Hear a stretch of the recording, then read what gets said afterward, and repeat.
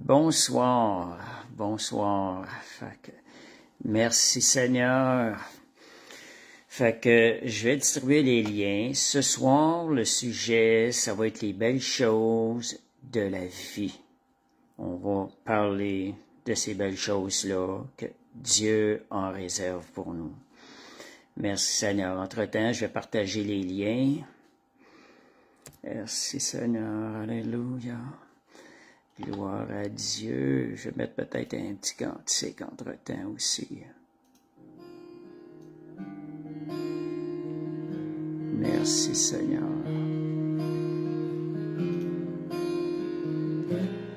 Alléluia. Mieux vaut un jour dans tes parvis que 1000 ailleurs. Mieux vaut un instant avec toi, près de ton cœur. Mieux vaut un jour dans tes parvis que 1000 ailleurs. Merci Seigneur. Bonsoir Stéphane. Un instant avec toi, près de ton cœur. Je préfère me tenir sur le seuil de ta maison, oh Yes, Dieu, alléluia. plutôt que Merci d'habiter Jésus. sous les tentes de la méchanceté. Alléluia. Je préfère me tenir sur le seuil de ta Bonsoir maison, Brigitte. Bonsoir Françoise. car tu es mon soleil et mon bouclier. Mieux vaut un jour Seigneur. dans tes parvis que 1000 ailleurs. Alléluia. Gloire à Dieu. Mieux vaut un Merci, instant Seigneur. avec toi, près de ton cœur. Merci Jésus. Heureux ceux qui placent en toi leur appui. Bonsoir Carole. Bonsoir Michel. Chemin tout tracé.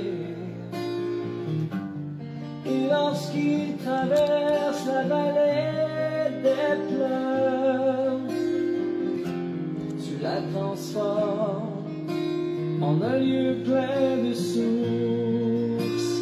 Mieux vaut un jour dans tes parvis que 1000 ailleurs.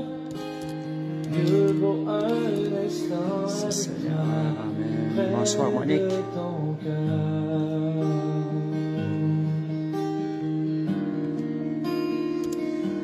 Alléluia. Gloire à Dieu.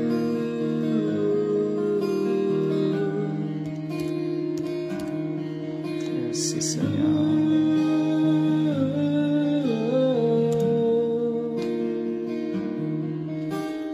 Mieux vaut un instant avec toi, près Merci Jésus. de ton cœur.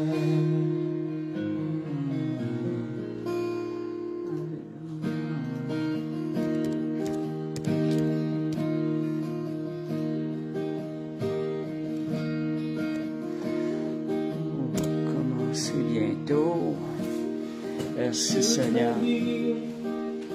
La donner pour toi Alléluia. Merci Seigneur. toute ma vie, au pied de la croix. Merci Jésus. Toute ma vie, marcher dans tes voies. Bonsoir Abir. Abdallah. Toute ma vie, Gloire à Dieu. rester Alléluia. près de toi. Merci Et Seigneur. même si C'est le genre de belles dans paroles ta que j'aime. mirage, Alléluia. et que les vents me font perdre courage, je m'appuie Alléluia. sur le rocher. Merci Seigneur. Aucune montagne ne pourra m'arrêter. Alléluia. On va commencer par la prière. On va commencer tout de suite. Merci Seigneur. Alléluia. Gloire à Dieu. Juste pour vous aviser avant que... Bonsoir Karine, bonsoir Josiane. Juste pour vous aviser avant que ça se pourrait, il y a des vents forts ce soir. Il pourrait arriver que la connexion coupe durant le live. Si ça arrive, je vais essayer de me connecter. Je sais pas si on va pouvoir... juste baisser le son de mon cellulaire pour pas être dérangé. Fait que c'est ça. Je peux toujours réessayer de connecter. Je sais pas comment ça va fonctionner. On verra ça. Fait qu'on va commencer par la prière. Père Céleste, on te remercie, Seigneur, pour toutes ces personnes qui se joignent. Seigneur, merci de semer dans leur cœur, Seigneur Dieu, le désir d'apprendre plus de toi, Seigneur Dieu. Et Père, nous prions aussi qu'aucun obstacle ne vienne empêcher ce live de se compléter ce soir, qu'aucun vent ne puisse, Seigneur, couper ses liens. Père, je prie dans le nom de Jésus, nos yeux sont sur toi et le Saint-Esprit que tu nous as donné afin que nous soyons tous enseignés de toi. Au nom de Jésus. Amen. Bonsoir, merci Seigneur. Alléluia. Fait qu'un titre comme ça peut exciter quelques-uns, ça peut mettre quelques-uns d'autres en doute. Les belles choses de la vie. C'est pas tout le monde qui voit ça comme ça, mais c'est quelque chose qui pesait sur mon cœur dernièrement. J'entends des commentaires, j'écoute des fois des croyants parler. Parfois on donne l'impression que la vie chrétienne est quelque chose qui est misérable. Et ça pèse sur mon cœur parce que c'est pas ça que Dieu a pour nous. Faut juste avoir les yeux à la bonne place. Ce soir, on va regarder des choses pour s'exhorter à regarder davantage, à voir ce que Dieu a pour nous. Et on ne pourra pas rien faire d'autre de mieux que de se réjouir. Rien de pire que de se réjouir lorsqu'on va voir, qu'on découvre tout ce que Dieu est pour nous, et ce qu'il a déjà préparé pour nous dans cette vie. Quand je dis les belles choses de la vie, on va voir tantôt une distinction, deux manières de voir les choses. Le premier verset, je dirais, la vie est belle. Pourquoi la vie est belle? Un des versets clés. Psaume 84, 10. Un jour dans tes parvis vaut mieux que 1000 ailleurs.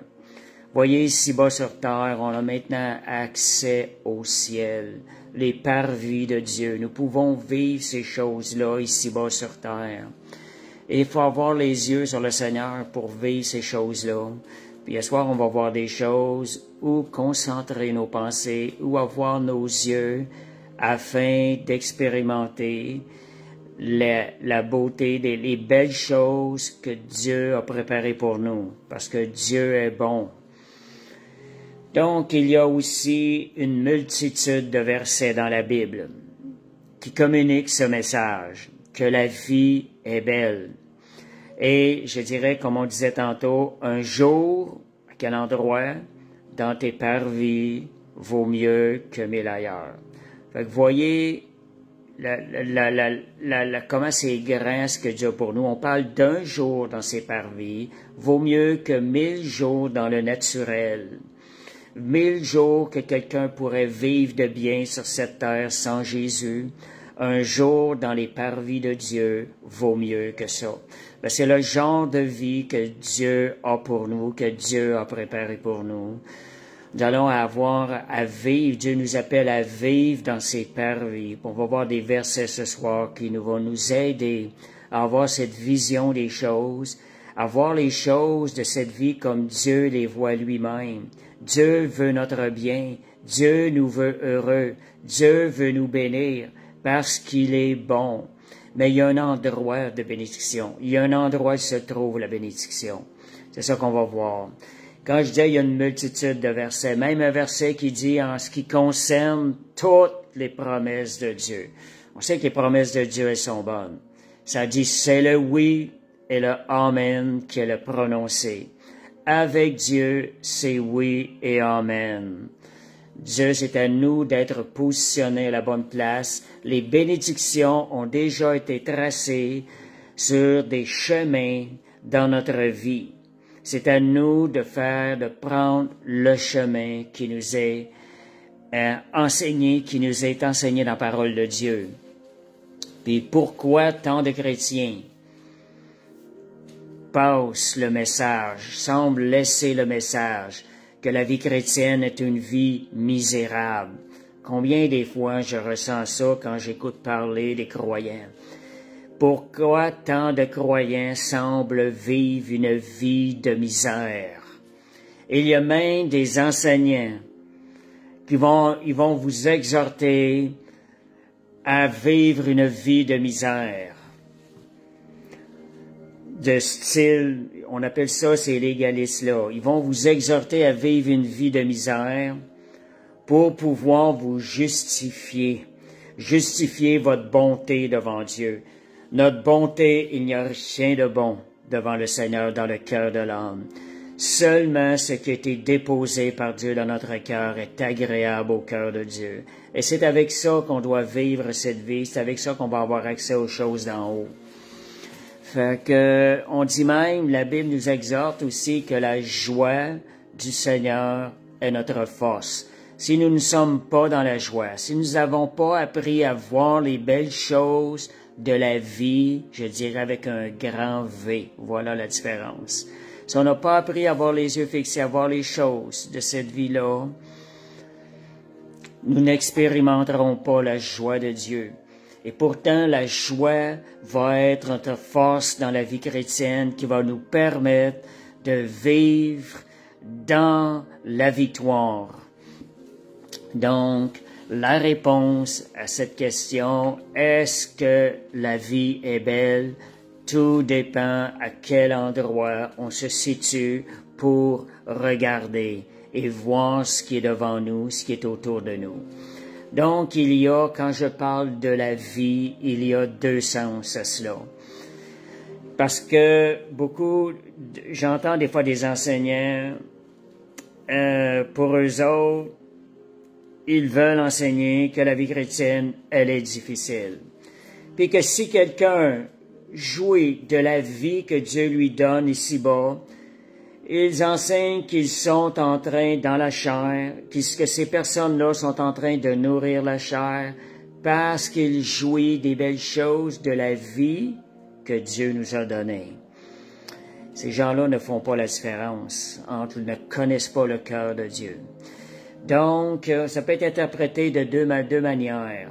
On peut lire de la même façon, on peut lire la Bible et interpréter de deux façons différentes.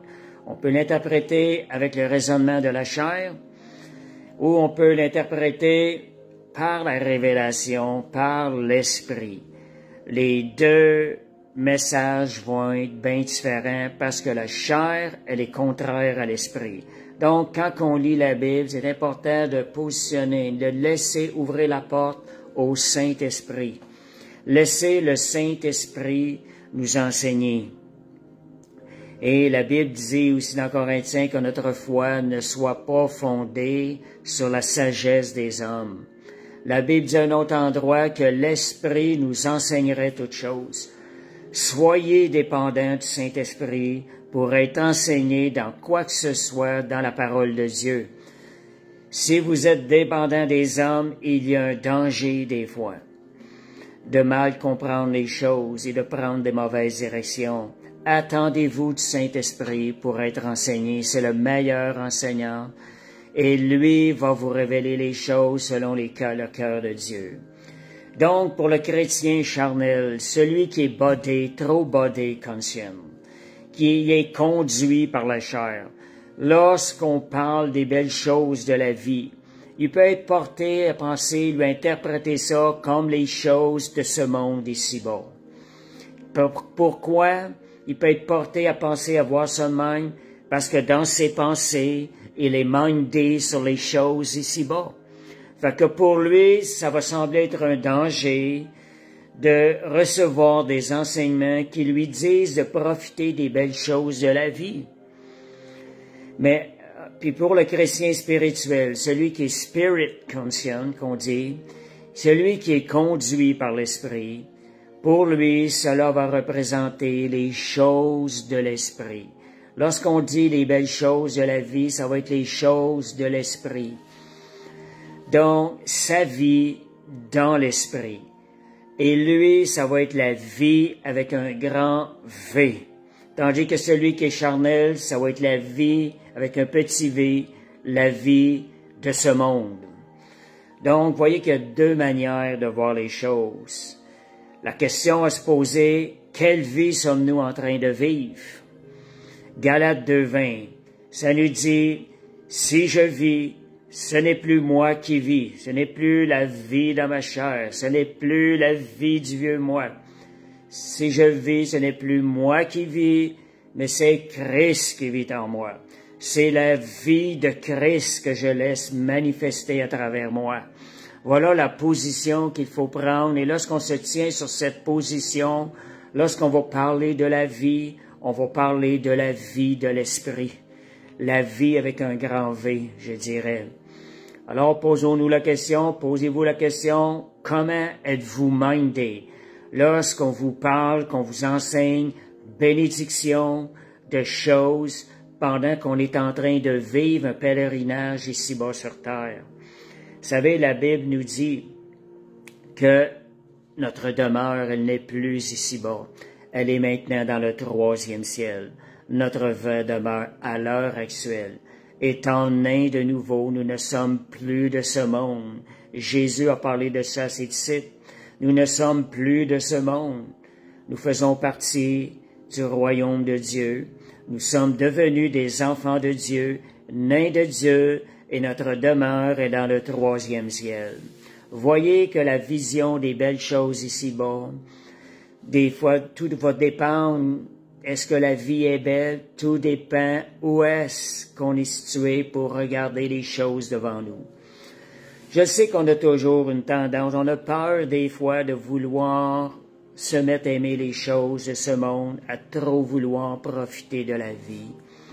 Mais si on se tient sur la parole de Dieu, nos pensées vont être là-haut. Moi, je me rappelle qu'à un moment donné, il y avait un enseignant, c'était tout le temps bénédiction, bénédiction, bénédiction, bénédiction. Ça me fatiguait, parce que je me disais, c'est pas ça que je veux, moi, les bénédictions de la terre, c'est les choses d'en haut qui m'intéressent. Plus tard, Dieu m'a comme ouvert l'esprit envers cet enseignant-là. Voyez, moi, je le recevais selon la chair, mais lui enseignait selon l'esprit. Et quand Dieu m'a ouvert l'esprit, du jour au lendemain, c'était tout différent, son enseignement. Je suis même allé dans une de ses conférences et c'était une immersion dans la parole de Dieu. Voyez des fois comment on peut voir les choses, dépendant sur quel terrain sommes-nous. Où sommes-nous? Sommes-nous dans les choses, dans notre esprit charnel, dans les choses de ce monde, ou dans minded, spirit conscient, en train de voir les choses par l'Esprit de Dieu. Fait que c'est ça, les belles choses de la vie avec un grand V, c'est la vie de l'Esprit. La vie que l'Esprit nous permet de vivre, la vie de Jésus en nous. Merci Seigneur. Donc, voyez, ici-bas, l'accent est mis sur les mérites, sur le moi, me, myself and I. Je me rappelle d'un verset, quelqu'un avait mis une partie d'un verset. La partie qu'elle avait mis contredisait la réalité de la parole de Dieu. Elle disait que votre foi ne soit pas fondée sur la sagesse des hommes. Point. Mais le verset clé était mais sur la puissance de Dieu. En réalité, la personne, lorsque j'ai répondu, je lui ai dit, tu n'as mis que la moitié du verset. Il faut mettre le message au complet. Elle a dit, moi, j'ai pas besoin de ça, j'ai juste besoin de Jésus. Vous l'avez, qu'est-ce qui est en arrière de tout ça? Des fois, faut réfléchir, qu'est-ce qui est en arrière de ces réponses-là? La personne est en train d'être de me, myself and I, mon ego, mon salut. Moi, là, je te cite là, pour garder mon salut jusqu'à la fin de mes jours. Mais ce que Dieu nous a demandé, Quand il dit ce n'est plus moi qui vis, mais c'est Christ qui vit en nous, nous ne vivons plus pour nous-mêmes, nous vivons pour le Seigneur. Si nous vivons, nous avons été laissés ici-bas sur terre, après avoir été sauvés, après être nés de nouveau, pour servir le royaume de Dieu, et non plus pour servir le me, myself and I. Nous sommes ici pour servir le royaume de Dieu, et si nous voulons servir le royaume de Dieu de façon efficace, il nous faut être ouverts à recevoir à tous les outils, à toutes les choses que Dieu a pourvues pour nous, dont les dons spirituels. Il nous faut être ouverts à aller chercher la puissance de Dieu afin de travailler efficacement dans le royaume de Dieu. Fait que, merci Seigneur. Donc, la nouvelle vie en Jésus, elle est contraire à la vie dans la chair. Elle fait de la misère à la vie dans la chair. C'est ça qui arrive. Mais cela en vaut le coup. Parce qu'on regarde non aux choses qui sont temporaires, mais aux choses qui sont invisibles et qui sont éternelles. Je préfère bâtir sur des choses qui sont éternelles que sur des choses qui sont passagères. Fait que le Seigneur, merci Seigneur. Fait que quelle vie voulons-nous vivre? Celle de Christ, voulons-nous laisser émaner de nos vies, ou la vie dans la chair? Fait que merci Seigneur. Et on sait que la vie dans la chair, c'est une vie qui a des plaisirs éphémères, mais qui au bout de la ligne ne produit rien de bon, même dans ce monde ici-bas. Et c'est une vie qui nous mène à la perdition éternelle. Je préfère bâtir sur les choses de la vie éternelle, de la vie qui ne finit plus, de la vie dans l'esprit, de la vie que Jésus a pourvue pour nous. Merci Seigneur, alléluia. Fait que Matthieu, juste un instant, je pense que je vois pas où c'est bon. Alléluia. Je vais juste, merci Seigneur. Alléluia, gloire à Dieu. Fait que allez voir un petit peu plus les messages qui passent sur mon ordi pendant que... Fait que gloire à Dieu, merci Seigneur. Merci, Seigneur est fidèle. Donc, voyez Matthieu 6, 25, 33, ça nous montre la différence. Comment est-ce qu'on peut voir l'esprit? Comment est-ce qu'on doit voir les choses de ce monde? Ça dit, les païens recherchent les choses ici-bas, tandis que les chrétiens marchant dans l'esprit vont rechercher les choses d'en haut. Et quel va être le résultat de ça? Les choses ici-bas vont être accordées automatiquement par surcroît. Donc, nous, on est appelés à rechercher les choses d'en haut, les choses qui nourrissent la vie de l'esprit, et Dieu, lui, va s'occuper de ces choses ici-bas. Donc, nous ne combattons pas les batailles du me, myself and I, mais les batailles du royaume de Dieu, et Dieu, lui, s'occupe de nos batailles. Fait qu'ayons les yeux sur le Seigneur. Jean 10, 10, ça dit, le voleur ne vient que pour dérober, égorger et détruire. Moi, je suis venu afin que les brebis aient la vie et qu'elles soient dans l'abondance. Il y a une version qui me semble plus précise. Il dit, afin que les brebis aient la vie et qu'elle l'ait en abondance. Il y a une légère petite variante entre les deux. Je trouve que c'est plus précis quand on parle de la vie. Quelle est cette vie? On parle de la vie que Jésus est venu nous donner. C'est cette vie-là qui est belle. Si on a les yeux sur cette vie-là, nous allons expérimenter les promesses de cette vie-là que Dieu nous a données. Donc, et c'est une vie, il nous l'a donnée en abondance. Il y a d'abondance de bénédiction dans la vie en Jésus. Il y a d'abondante joie dans la présence de Dieu.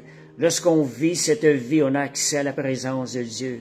C'est de cette vie. Ayons les yeux sur cette vie et recevons la grâce, la bénédiction que Dieu nous accorde, que Dieu a préparé pour nous, que nous ne méritons même pas. Tout est par grâce. Donc, c'est de cette vie éternelle-là qu'on veut parler. Et 1 Jean 5,11, ça nous dit, voici ce témoignage, c'est que Dieu nous a donné la vie éternelle. Il a donné, on ne l'a pas mérité, on l'a reçu par grâce. C'est-tu pas merveilleux? Merci Seigneur. Et cette vie, elle est dans son Fils. La bénédiction de cette vie, c'est dans le Fils, Jésus. C'est là dans la vie de Jésus. Jean 17,3, ça dit, « Or, la vie éternelle, c'est qu'ils te connaissent, toi, le seul vrai Dieu, et celui que tu as envoyé, Jésus-Christ. » Appliquons-nous à connaître le cœur de Dieu, connaître les promesses de Dieu. Quelle manière Dieu, pourquoi il nous les a accordées? C'est à cause de son amour pour nous. Voilà, ça c'est une base. Nous sommes appelés à avoir cette relation, connaître Christ et connaître le Père dans une relation personnelle avec lui. Merci Seigneur. Je vais vous donner un verset qui démontre vraiment le cœur de Dieu, le cœur du Père, qui va mener défaire des fois des pensées erronées qu'on peut avoir sur le Seigneur, des fois à cause des difficultés qu'on peut avoir vécues dans notre vie, soit avec notre Père céleste, nos parents ici, terrestres, ici-bas. C'est le Matthieu 7, versets 9 à 11. Ça dit, lequel de vous, regardez le raisonnement qui est quand même assez simple à comprendre. Lequel de vous donnera une pierre à son fils s'il lui demande du pain? Ou s'il demande un poisson, lui donnera-t-il un serpent? Si donc, méchant comme vous l'êtes dans la nature humaine, vous savez donner de bonnes choses à vos enfants, à combien plus forte raison votre Père qui est dans les cieux donnera-t-il de bonnes choses à ceux qui les lui demandent? Lorsque vous vous adressez à Dieu le Père, il ne peut que vous donner de belles choses. Si ce que vous demandez n'est pas bon pour vous, Dieu va répondre à cette prière en vous donnant quelque chose qui est mieux pour vous. Merci Seigneur. Puis quand on dit « ne donnera-t-il pas de bonnes choses », on va un petit peu dans un autre verset qui est en parallèle. Ça dit « combien ne donnerait-il pas le Saint-Esprit à ceux qui le lui demandent ?» Fait que voyez, ce que Dieu donne est encore meilleur que ce que nous pouvons demander parfois. Jean 7, 38, regardez ce beau verset-là, ce que Dieu a pourvu pour nous dans cette vie. Celui qui croit en moi, des fleuves d'eau vive couleront de son sein, comme dit l'Écriture. Aimeriez-vous vivre les fleuves d'eau vive, les fleuves d'eau qui coulent du cœur de Dieu? Voyez quel genre de bénédiction. Est-ce qu'on peut dire que c'est une belle chose de la vie, que cette vie en Jésus-Christ, elle est belle? Ayons les yeux sur le Seigneur. Ayons les yeux, c'est ce qu'il nous a donné, ce qu'il nous a accordé. Nous avons un bon Père céleste qui ne veut que notre plus grand bien. Donc, je vous dirais que la vie avec Jésus, elle est extraordinaire. Elle est passionnante. C'est une vie vécue sous l'amour de Dieu. N'est-ce pas une vie merveilleuse pour voir les choses telles qu'elles sont? Jean 3,16, on voit l'amour de Dieu qui est à la base. Dieu a tant aimé le monde qu'il a donné son Fils unique afin que tous ceux qui placent leur confiance en lui échappent à la perdition et qu'ils aient la vie éternelle. Dieu a fait les premiers pas. C'est à nous de faire le deuxième pas et de recevoir ce cadeau gratuit de la vie éternelle. Jean 10, 27, 29. Mes brebis entendent ma voix, elles me connaissent, elles me suivent. Je leur donne quoi? Cette vie, la vie éternelle. Et elles ne périront jamais. Et voyez l'amour de Dieu dans ce verset. Et personne ne les ravira de ma main. Mon Père qui me les a donnés est plus grand que tous, et personne ne peut les ravir de la main de mon Père. Quand Dieu vous fait une promesse, gardez-la. Gardez-la parce que lui est fidèle. Moi, comme je vous dis, quand 5 jours après que j'ai rencontré Jésus, j'ai entendu la voix de Dieu qui me dit, je t'ai fait vivre tout cela, parce qu'à partir d'aujourd'hui, Je t'ai préparé une place dans le ciel et je t'attends. Quelle espérance merveilleuse! Disait que je demeure dans cette espérance. Je le sais que mon Dieu est fidèle. Je n'ai juste qu'à me réjouir à l'avance de ce qu'il a préparé pour moi et ce qu'il va veiller sur moi. Dans le psaume 121, versets 7 à 8, ça dit « L'Éternel te gardera de tout mal et il gardera ton âme. » Ce sont les promesses que Dieu a pour nous. Il gardera notre départ et notre arrivée dès maintenant et à jamais. S'il est allé vous sauver, il est allé vous donner la vie de Jésus. Dieu a la capacité dans sa fidélité de vous garder de tout mal, de garder votre âme, de garder votre départ et votre arrivée. C'est à nous simplement de le laisser agir à travers nous, de lui faire confiance. Vous voyez beaucoup de choses dans le monde. Des fois, la misère que certains peuvent vivre, trouvent que c'est une vie misérable, c'est causé par leur choix personnel. Parce que Dieu a placé devant chaque être humain le libre choix. Il a placé la vie et le bien, la mort ou le mal, la mort et le mal, la bénédiction ou la malédiction. C'est nous qui choisissons ce qui n'est pas bon dans notre vie. C'est pas des choses que Dieu provoque par punition, rien de ça. Dieu souffre, je dirais, encore plus que nous. Nous écopons si nous prenons un mauvais chemin, nous faisons face à la souffrance parfois à cause de nos choix. Mais je vous dis que Dieu, lui, souffre encore plus que nous lorsqu'il voit que nous ne prenons pas le bon chemin. Il n'y a pas un once de mal dans le cœur de Dieu. Dieu ne se réjouit pas quand on choisit le chemin qui conduit vers le mal, car il ne veut pas nous voir souffrir. Fait que Dieu a des projets de paix et non de malheur pour notre vie. Il a un avenir et de l'espérance. Dieu a des projets pour notre vie. Comme Lisa, notre pasteur nous dit souvent, les Angela, les rêves de Dieu sont plus grands que nos rêves. Les rêves de Dieu, pour nous, elles dépassent notre imagination. Voyez comme Jabez, ce petit bout de verset qui nous parle de Dieu.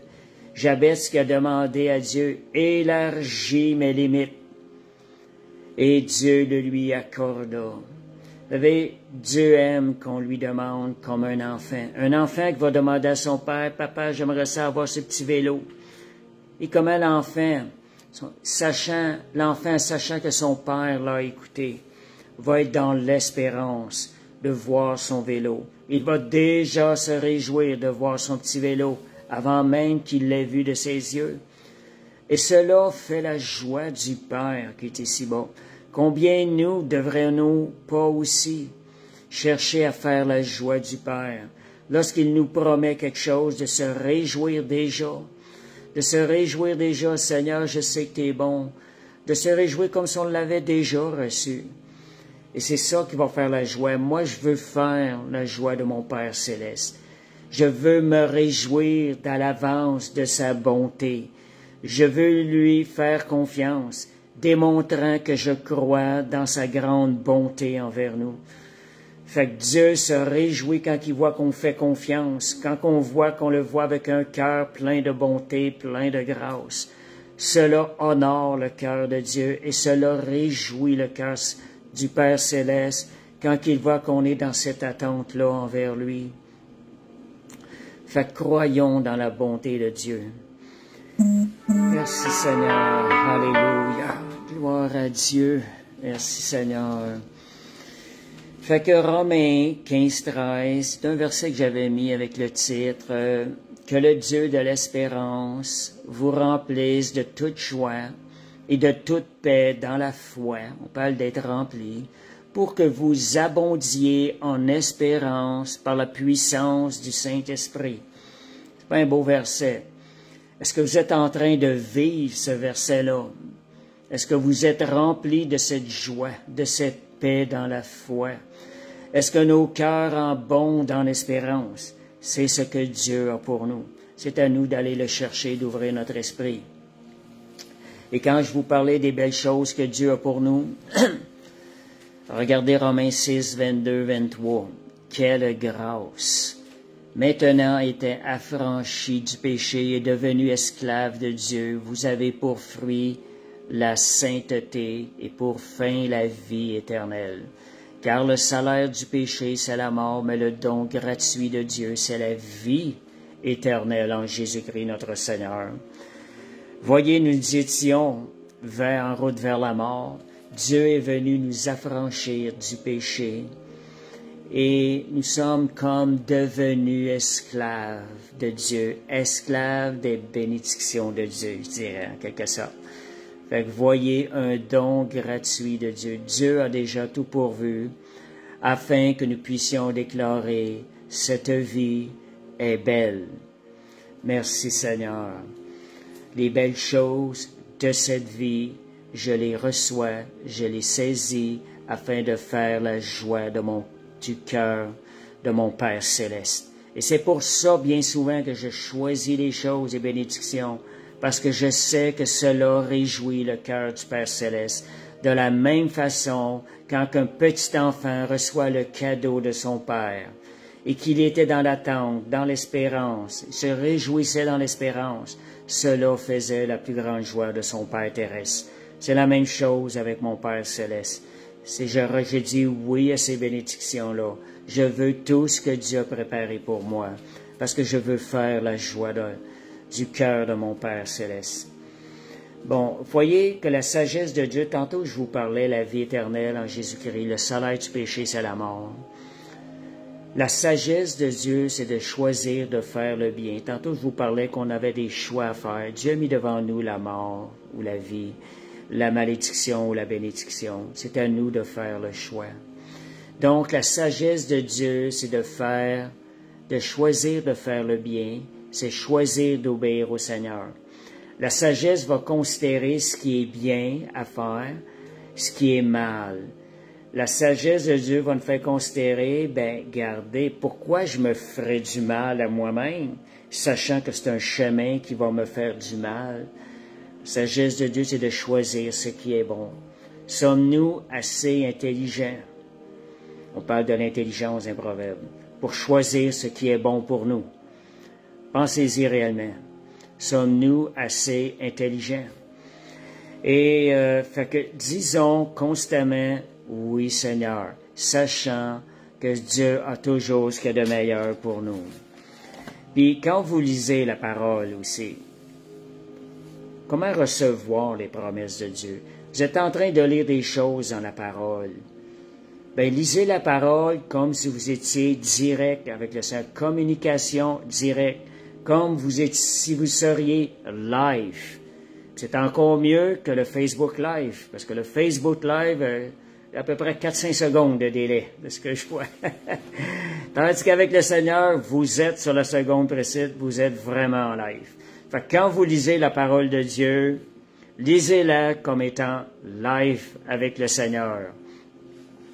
Puis, je vous donne un exemple à un moment donné. À un moment donné, si vous apprenez à développer ça, à lire la parole de Dieu, à recevoir les promesses de Dieu, comme vous étiez en train de parler directement avec le Seigneur, vous allez voir qu'il y a des choses qui vont arriver dans votre vie. Les bénédictions vont rentrer, les belles choses de la vie de Dieu vont rentrer. Puis ce que Dieu nous donne, c'est quelque chose qui nous fortifie dans le royaume de Dieu, dans la foi aussi. Je donne un exemple qu'à un moment donné, j'ai vécu comme live avec le Seigneur. Je donne un exemple. Apprenez à lire la parole de Dieu de même. Philippiens 2, verset 1, 14. J'étais dans un endroit, je m'étais retiré pour prier avec d'autres frères et sœurs. Et je m'étais avancé à l'avant, mettre à genoux. Je m'étais mis à lire ce verset-là. Je ne réalisais plus que j'étais en train de lire ce livre, la Bible. J'étais comme en communication directe avec le Seigneur. Et je vous donne un exemple. C'est un exemple où vous pouvez le pratiquer en disant la parole de Dieu. Ça dit, si donc il y a quelque consolation en Christ. Puis là, j'étais en train de lire, puis je m'arrêtais, mais je réalisais plus que je disais. Puis là, je parlais au Seigneur. C'est comme si le Seigneur me demandait ces choses-là. Je lui disais, oui, Seigneur. Et s'il y a quelque soulagement, s'il y a quelques soulagements dans l'amour. Puis là, c'était, mon cœur répondait, oui, Seigneur. Et s'il y a quelque union d'esprit, je disais, oui, Seigneur. S'il y a quelque compassion et quelque miséricorde, et mon cœur s'arrêtait et répondait, oui, Seigneur. Et ça disait, rendez ma joie parfaite, ayant un même sentiment, un même amour, une même âme, une même pensée. C'était vraiment comme si j'étais direct avec le Seigneur. Et Dieu a opéré à l'intérieur de moi une restauration, un genre de guérison intérieure par la suite. Je me suis levé, j'étais allé me rasseoir. Je sentais que quelque chose de différent s'était passé à l'intérieur de moi. Il y avait un pardon qui est venu s'accomplir à l'intérieur de moi, pardon qui était vraiment fait par l'œuvre du Seigneur, parce que la différence par la suite, je l'ai vu, c'était vraiment plus la même chose. Et quand Dieu t'accorde, il produit le pardon envers toi, c'est quelque chose de glorieux. Merci Seigneur. Donc, voyez, fait que les bénéfices d'obéir au Seigneur, de manifester la vraie sagesse, de faire le bon choix. Psaume 1, verset 2, heureux, voilà, l'homme qui trouve son plaisir dans la loi de l'Éternel et qui la médite jour et nuit. Il est comme un arbre planté près d'un courant d'eau qui donne son fruit en sa saison et dont le feuillage ne se flétrit point. Tout ce qu'il fait lui réussit. Est-ce que vous voulez ces choses-là? Est-ce que vous voulez vivre ces choses-là dans votre vie avec Dieu? Voyez, méditez la parole jour et nuit. Merci Seigneur. Ésaïe 40, 29, 31. Les bénéfices d'obéir au Seigneur. Il donne de la force à celui qui est fatigué. Il augmente la vigueur de celui qui tombe en défaillance. Les adolescents se fatiguent et se lassent. Les jeunes hommes chancellent. Mais ceux qui se confient en l'Éternel renouvellent leur force. Ils prennent leur vol comme les aigles. Ils courent et ne se lassent point. Ils marchent et ne se fatiguent point. Dieu aime ceux qui lui font confiance. C'est une occasion pour lui de laisser son amour être déversé sur ceux qui lui font confiance. C'est son plus grand désir. La condition, lui faire confiance. Merci Seigneur. Dernier point, deux choses aussi, je pense que c'est le dernier point. Comment pouvons-nous développer la reconnaissance envers Dieu si nous ne sommes pas capables de reconnaître les belles choses de la vie éternelle que Dieu pourvoit pour nous et a déjà pour nous? Si on n'est pas capable de reconnaître les promesses, les belles promesses que Dieu a pourvues pour nous, comment pouvons-nous développer la reconnaissance? C'est important que notre focus soit vraiment sur les choses que Dieu a préparées pour nous. Donc, si nous trouvons la vie chrétienne misérable, ça va être très difficile d'être reconnaissant envers Dieu. Le psaume 103, versets 2 à 5, ça dit « Mon âme bénit l'Éternel et n'oublie aucun de ses bienfaits. C'est lui qui pardonne toutes tes iniquités, qui guérit toutes tes maladies. » Les premières choses à se rappeler, ce qui nous a donné accès à cette vie de bénédiction. Et c'est lui qui délivre ta vie de la fausse, qui te couronne de bonté et de miséricorde. C'est lui qui rassasie de bien ta vieillesse et qui te fait rajeunir comme l'aigle. Voyez-vous ce que Dieu, les belles choses de la vie que Dieu a pour nous? Psaume 63, ça dit « Ta bonté vaut mieux que la vie ». Psaume 63, versets 3 à 8.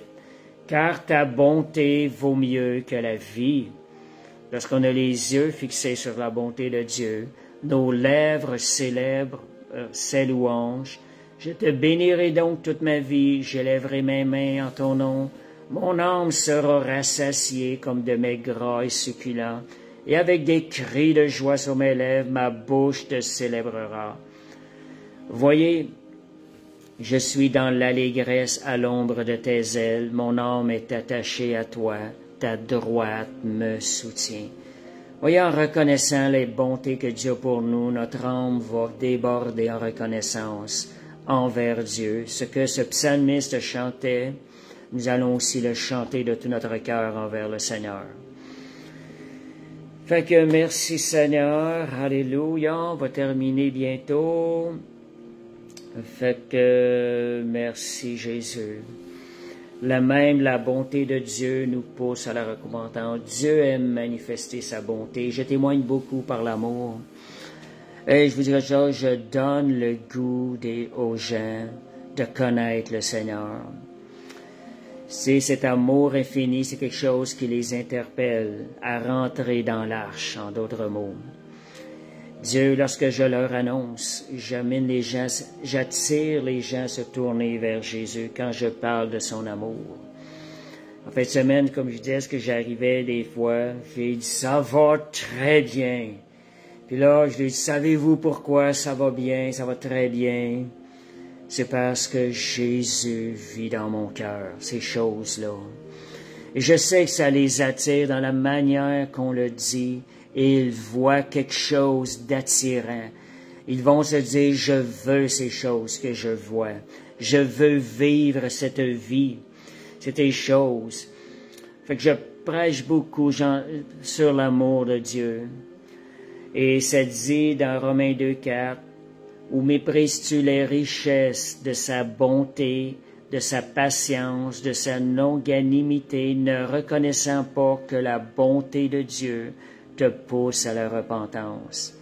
Plus on va connaître l'amour de Dieu, plus cela nous pousse à vouloir marcher dans la sainteté, parce qu'on veut lui redonner en fonction de ce qu'on a reçu.